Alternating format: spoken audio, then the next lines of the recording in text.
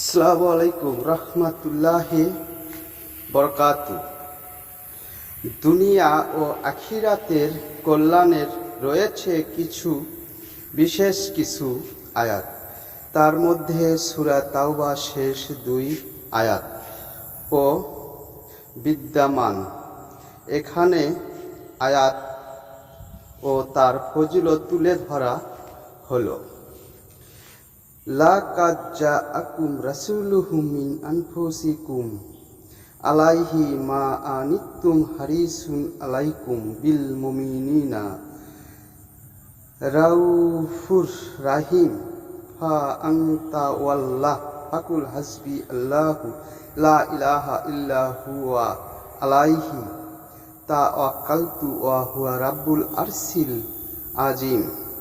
সূরা তাওবা আয়াত 128 হইতে 129। সূরা তাওবা শেষ 2 আয়াত এর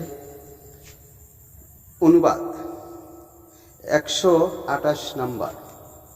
তোমাদের কাছে এসেছে তোমাদের মধ্যে থেকেই একজন রাসূল, তোমাদের দুঃখ কষ্ট তার পক্ষে দুঃখ সহ তিনি তোমাদের মঙ্গলকামী মুমিনদের প্রতি স্নেহশীল দয়াময়।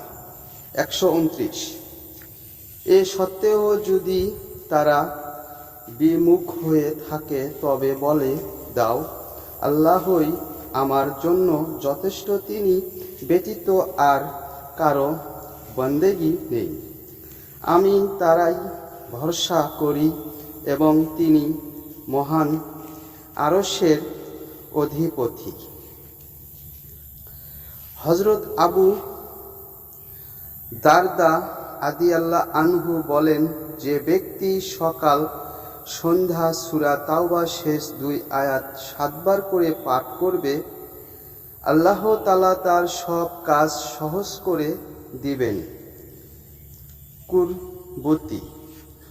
অন্য এক বর্ণনা আছে, যে ব্যক্তি এ 2 আয়াত পাঠ করে কোনো বিচারকের সামনে যাবে, বিচারক তার প্রতি সহায়তা ও শ্রদ্ধা প্রদর্শন করবে। যদি এই ধরনের ভিডিওগুলো আপনাদেরকে ভালো লাগে, সাথে থাকবেন। আজ এই পর্যন্তই। খোদা হাফেজ।